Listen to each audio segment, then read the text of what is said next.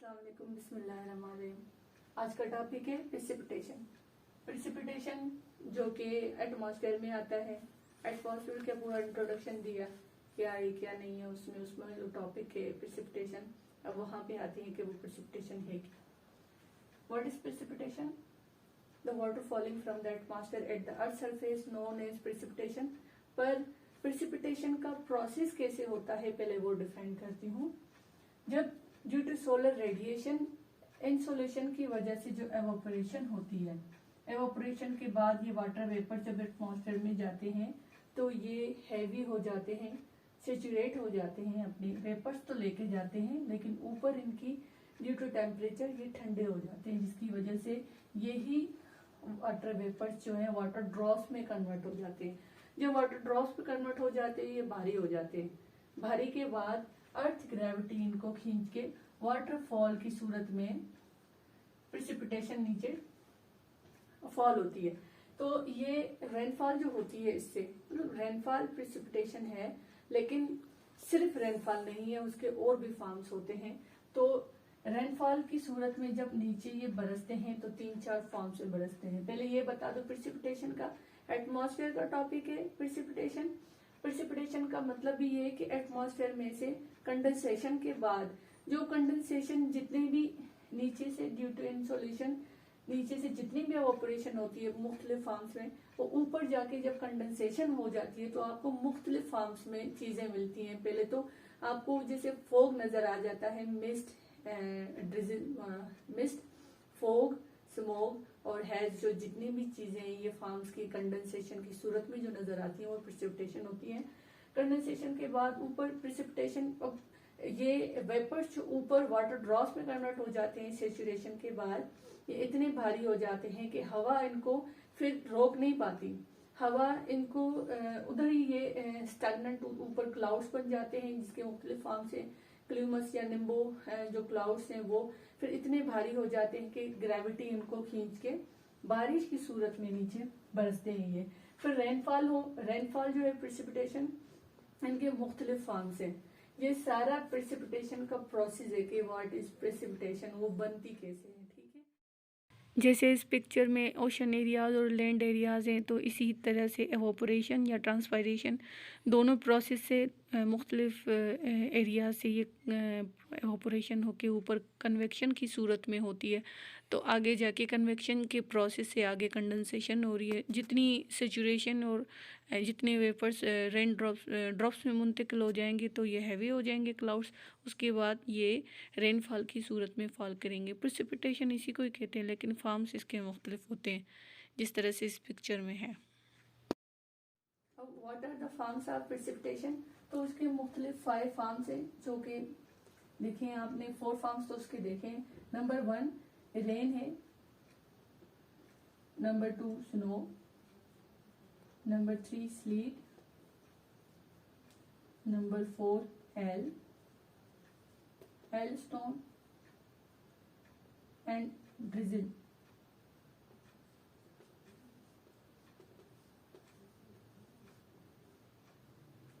Rainfall है, rainfall के water drops जहाँ भी नॉर्मल टेम्परेचर होता है, रेनफॉल तो आपने सीधी देखी ही है, सबने रेनफॉल देखी है। आमतौर पे मुख्तलिफ एरियाज में रेनफॉल होती रहती है, तो उनके छोटे छोटे ड्रॉप्स होते हैं रेनफॉल के, ज्यादा लंबी थोड़े से होते हैं रेन ड्रॉप्स के टेम्परेचर के हिसाब से। अगर टेम्परेचर कम है तो वहाँ पे। अब आते हैं फॉर्म्स ऑफ प्रिसिपिटेशन। तो मुख्तलिफ फॉर्म्स है प्रिसिपिटेशन के, rain, snow, slit, hello stone, drizzle. अब रेन क्या है? ये वाटर ड्रॉप्स है। आमतौर पे आपने मुख्तलिफ एरियाज में हम रेन तो बचपन से देखते आते हैं, वाटर ड्रॉप्स। अब नीचे से जो एवोपोरेशन ऊपर वेपर्स में जब कंडेंसेशन से वाटर ड्रॉप्स में मुंतकिल हो जाती है और वो सेचुरेट इतनी हो जाती है कि वो भारी हो जाती है और ग्रेविटी की वजह से वो नीचे वाटर फॉलिंग होती है वाटर ड्रॉप्स में। टेम्परेचर नॉर्मल होता है जिसकी वजह से वो टेम्परेचर रेनफॉल, ये हो गई हमारी रेनफॉल। रेन इसको फॉर्म कहते हैं, उसका प्रोसेस। स्नो, जहाँ पे टेम्परेचर स्नो पड़ते हैं, स्नो का क्या मतलब है कि जब टेम्परेचर अबोव देन थोड़ा सा 0 डिग्री सेंटीग्रेड उससे थोड़ा ऊपर होता है तो स्नोफॉल होती है। ये फ्लैग्स की सूरत में, स्नो फ्लैग्स की सूरत में ये होती रहती है। कॉटन लाइक स्ट्रक्चर में भी, जैसे आपने नॉर्दर्न एरियाज में देखे हैं स्नोफॉल, मरी में देखें स्नोफॉल कॉटन की तरह भी दिखती है, और ये स्नोफ्लैक्स में फॉल होती है और टेम्परेचर की वजह से ये स्नो हो जाती है। अब आते हैं स्लीट की तरफ से, ये भी स्नो की तरह होती है, लेकिन पर्टिकुलर एरिया मुख्तलिफ टेम्परेचर और मुख्तलिफ एरियाज की वजह से ये, अगर जिस तरह से हमारे लेयर्स बने हुए हैं, यहाँ पे 0 डिग्री अबोव होता है या और यहाँ पे अगर 0 डिग्री टेम्परेचर बहुत कम है किसी एरिया में, लेस देन -0 डिग्री टेम्परेचर है, तो यहाँ पे ऊपर से रेनफॉल होती है, ऊपर कंडेंसेशन की वजह से ये रेनफॉल होती है, लेकिन नीचे टेम्परेचर बहुत कम होता है, जिसकी वजह से आते आते ये स्नो में कन्वर्ट हो जाते हैं वाटर ड्रॉपलेट्स। वो जब स्नो में कन्वर्ट हो जाते हैं ये हेक्सागन शेप में हो जाते हैं, बहुत खूबसूरत होते हैं। आपने कार्टून्स और मूवीज में भी देखे होंगे इसके शेप, ये फॉरेन एरियाज में होते हैं, तो ये हेक्सागन शेप में होते हैं। ये 6 इनकी स्ट्रक्चर में होते हैं, ये फ्लावर्स लाइक स्ट्रक्चर। तो इसलिए जो है ये स्नो एंड रेन ड्रॉप्स के से ज्यादा बड़े नहीं होते, उसी तरह के नॉर्मल रेन के ड्रॉप्स होते हैं। लेकिन याद रखें कि अगर सब लेयर में ये जब आती है, ऊपर से वाटर ड्रॉप्स होते हैं, नीचे से टेम्परेचर की वजह से वही वाटर ड्रॉप्स अगर स्नो में कन्वर्ट हो जाए तो वो कहलाए जाते हैं स्लीट। हेलस्टोन में मुख्तलिफ एरियाज में बनते हैं। ये ऐसे बनते हैं कि रेन में ही हेलस्टोन मतलब होते हैं, रेन वाटर है, ठीक है, और उस ऊपर से लेयर जो है उसका लेयर के ऊपर लेयर अगर बनते जाते हैं तो ये आहिस्ता आहिस्ता हेलिंग भी रेन ड्रॉप्स के साथ होती है। ये बहुत नुकसानदेह होता है, डेंजरस फसल के लिए बहुत डेंजरस होता है। किसी एरिया में अगर इसकी साइज बड़ी हो तो ये स्टोन बहुत हैवी स्टोन्स होते हैं, बहुत डेंजरस के बायस भी बनते हैं, इसको नुकसानदेह है। हेलस्टोन खासतौर पे क्रॉप्स के लिए और उन्हीं मुख्तलिफ एरियाज के लिए जो विलेजेस साइड होते हैं, ये होते इस तरह से है कि टेम्परेचर ठंडा टेम्परेचर ऊपर है और बहुत करीब से हमारे निम्बस और कोलंबो जो क्लाउड्स हैं उसमें अगर ये लेयर्स के ऊपर लेयर्स बन गए अगर, तो उनके जो हेलिंग होती है रेन के साथ वैसे बरसती है, तो उसको हेलस्टोन कहा जाता है। ये ड्रिजल भी एक रेन वाटर की तरह होते हैं, लेकिन रेन वाटर ड्रॉप्स जो होते हैं वो थोड़े से नॉर्मल होते हैं, लेकिन ड्रिजल के जो है वाटर ड्रॉप्स कभी आपने देखे हैं बारिश से पहले या बीच में से वाटर ड्रॉप्स जो होते हैं बड़े बड़े जमीन पे जो गिरते हैं, उसकी साइज बड़ी होती है रेन के लिहाज से, लेकिन होते वाटर ड्रॉप्स हैं, तो उसको भी हम ड्रिजल कहते हैं। अब रेन जो है मेजर कंपोनेंट है वाटर साइकिल का, और ये रिस्पॉन्सिबल है depositing most of the fresh water on the earth.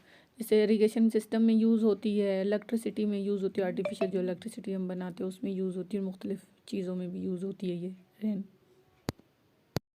अब ये स्नोफ्लैक्स ये भी कॉटन की तरह हमें लगती है, नज़रे से आती है। दूसरा ice crystals form in atmosphere, और ये इंक्रीज़ होती है मिलीमीटर साइज़ में। अब जो है स्लीट वो स्नो एंड रेन का मिक्सचर है, जिस तरह से अगर मिक्सचर ऑफ रेन और पार्शियली मेल्टेड जो स्नो होती है ना, उस तरह से अनलाइक आइस प्लेट्स, ये उसको कहते हैं स्लीट। अब ये ड्रिजल भी रेन की तरह होती है, लेकिन ये consist of liquid water drops जो कि smaller than those if rain generally smaller than 0.5 millimetre in diameter, उसको कहते हैं हम ड्रिजल। ये हम देखते हैं रेन के साथ साथ बड़े बड़े ड्रॉप्स भी आ जाते हैं बीच में, हम उसको ड्रिजल कहते हैं। अब हेलस्टोन है, हेलस्टोन और आइस प्लेट्स आमतौर पे ये कोल्ड वेदर में इसकी फॉलिंग होती है, और इनकी मेजरमेंट तकरीबन बिटवीन 5 मिलीमीटर से 15 सेंटीमीटर इनकी डायामीटर होती है। वाले जितने भी फार्म्स हैं, अगर यही जो मैं डिफाइन कर रही हूँ यही फार्म्स आप इसी को ही एक्सप्लेन करके अगर आप एनुअल कॉपी में लिखते हैं तो वो भी वेल एंड गुड। इसी फार्म से 4 फार्म्स अगले चैप्टर में अगले टॉपिक में इंशाल्लाह मैं आपको बताती हूँ कि what are the types of precipitation. Forms के बाद टाइप्स है, याद रखें प्रेसिपिटेशन टॉपिक ऐसा है कि आप इसको पहले डिफाइन करें, फ्लो चार्ट बनाए तो well and good. Flow chart में हम ये लिखें कि precipitation, what is precipitation, precipitation के बाद इसके फॉर्म्स क्या क्या हैं, उसका फ्लो चार्ट बनाए, उसके बाद इसके टाइप्स क्या क्या हैं, तो इसी को इस तरह से डिफाइन किया जाता है। फ्लो चार्ट के साथ आपकी हेल्प भी हो जाएगी कि रिटन में हम कैसे लिखें। Introduction of precipitation, what is precipitation, अगर एक पूरा पेज आ जाता है प्रेसिपिटेशन में वेल एंड गुड। उसके बाद फॉर्म्स भी दूसरे पेज में फॉर्म्स लिखते हैं और टाइप्स लिखते हैं, 3 पेजेस का आपका ये पूरा टॉपिक हो जाएगा। तो